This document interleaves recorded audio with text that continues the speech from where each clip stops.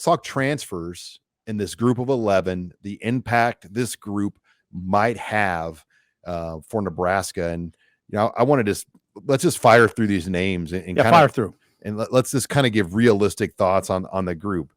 Eric Gilbert. I think we both agree he's got a great chance to be maybe not a starter, but for sure him and Fedoni featured together, right? Yeah, Matt Rule's doing nothing to play it down. I mean, there's off the field, everybody who's read about Eric Gilbert understands that there's some things away from the field that have to be tended to.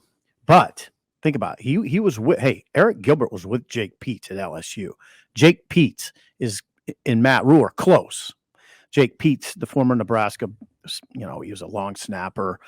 Peets, I'm sure, was a guiding force in this. So I think Eric Gilbert's going to be a factor. MJ Sherman, when I look at him as we're moving down this transfer list, 6'3", 250 is what Nebraska listed him at yesterday. My question is he a true edge?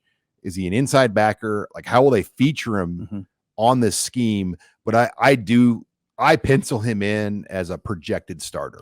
I do too. What you hear from the SEC, scouts, coaches I know in that neck of the woods, the question with MJ Sherman is, will he get all his explosiveness back from a knee injury he suffered in high school? That's what you wonder.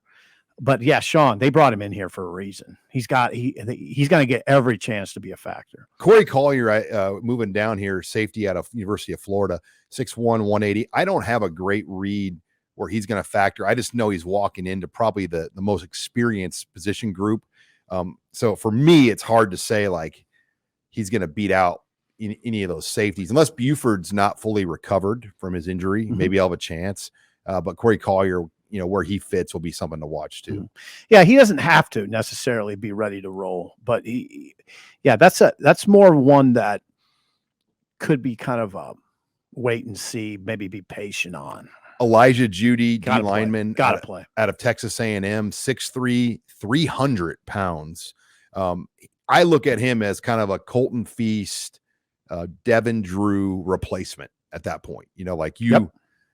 Sign and replace. He's got to be ready, and he's here, and that's the difference. Devin Drew was not here for the spring. Last came in year. In mid-August. Stephon Wynn was not here for the spring, so I do think there's a real advantage with Elijah Judy being here, where he's going to be a rotational player.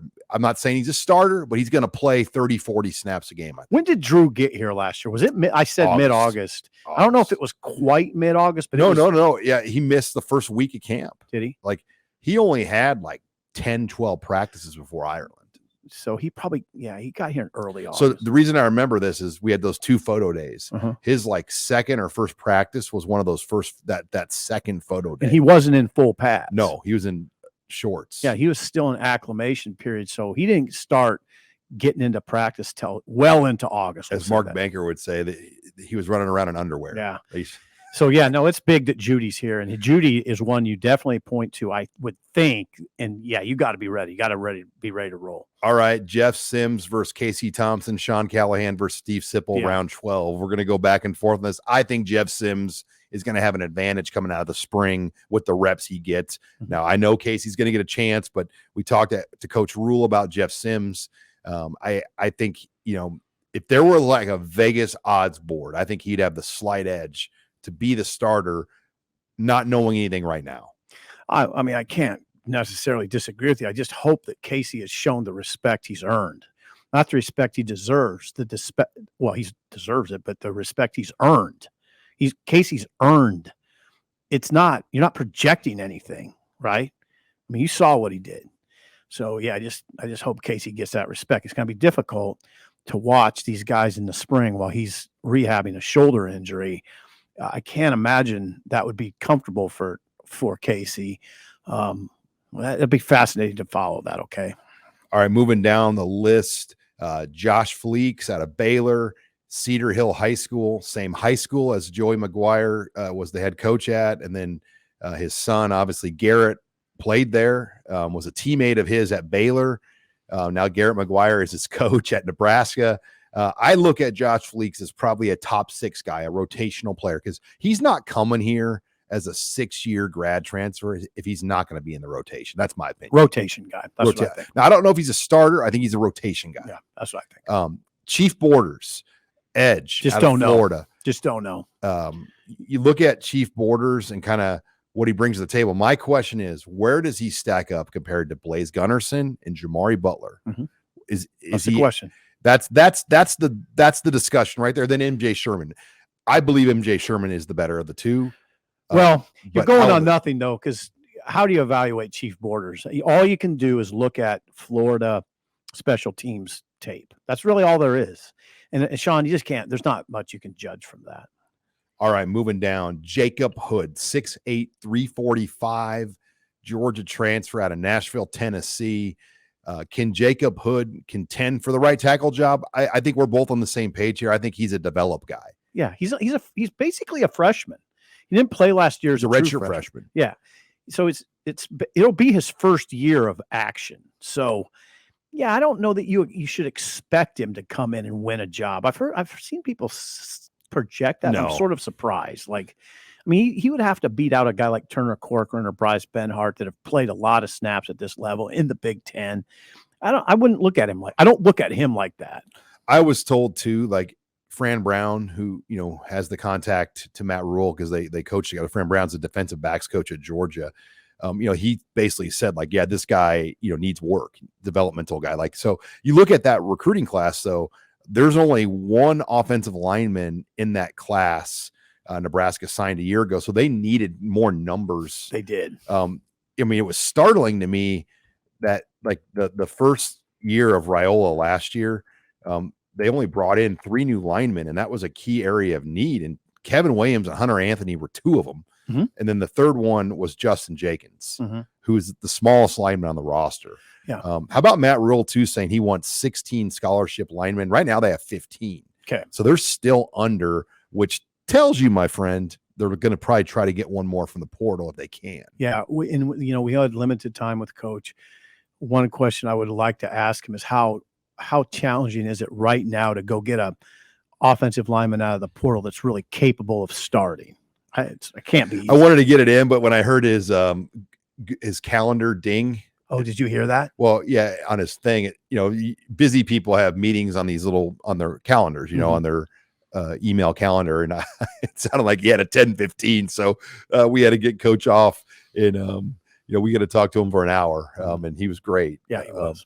All right, let's move on. 3 more transfer names. Ben Scott, Arizona State, 2-year projection guy. He's a center at 6'5", 300. You know the deal. He's the starter. Yeah, I think so. I mean, he's got to go win the job. Who's he going against? Ethan Piper? Yeah. But Piper's a guard, too. Well, Piper can play center, and he has played center at this level.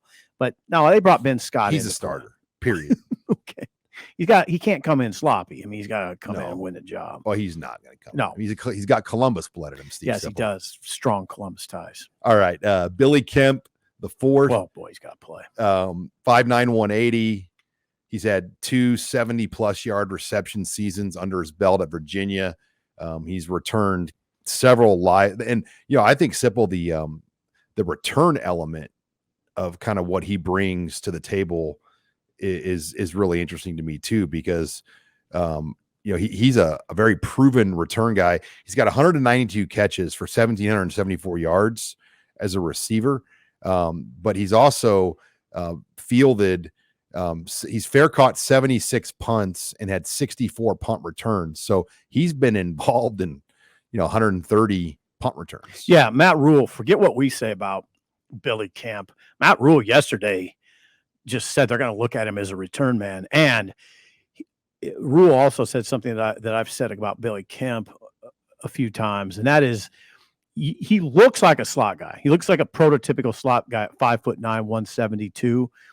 But if you watch Virginia tape, they didn't always line him up in the slot. They line him up outside, Sean. He's not a prototypical outside guy because of his size, but Virginia used him so many different ways. He's going to have the ball in his hands a lot. He's a pretty tough runner. The only critique I would have that you would maybe judge as negative is he doesn't really explode through contact. He's a smaller guy.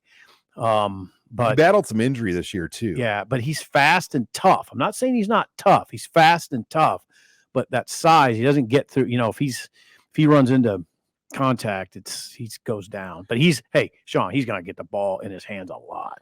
And then one more transfer, Marco Ortiz, the long snapper out of Florida, clearly being brought in to be a 1-year starter long snapper. One thing I heard interesting, though, about specialist recruiting under Ed Foley, they're not necessarily big on offering a guy in high school. Now, Alvano was a different deal. Number one, he's a great kicker. But Tristan Alvano.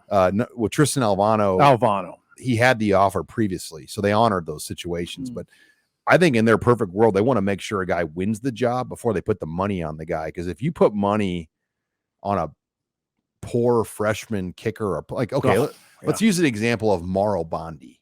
Okay, Mauro Bondi, former Nebraska. Going back, they put money on him. Going back to Callahan era, and he couldn't win the kicker job back then. And because then they had Drew Brown come in, and then Sam Foltz beat him out for the punter job. Yeah. So then you had this scholarship specialist. And then what was the one that hit the Michigan State game-winning field goal? But Barrett Pickering. Barrett Pickering injured himself evidently in a golf accident. Don't hear that. Never got healthy. Right. Sabotaged the season in 2019. Yeah, because they couldn't kick. God, that's a good point, Sean. 2019. I mean, they took a kicker from Leadbelly as a waiter. And then they wanted him to come back the next year. I already forgot. And he decided he didn't want him. He decided I just want to work at Leadbelly. That's a true story. That's a dead honest truth.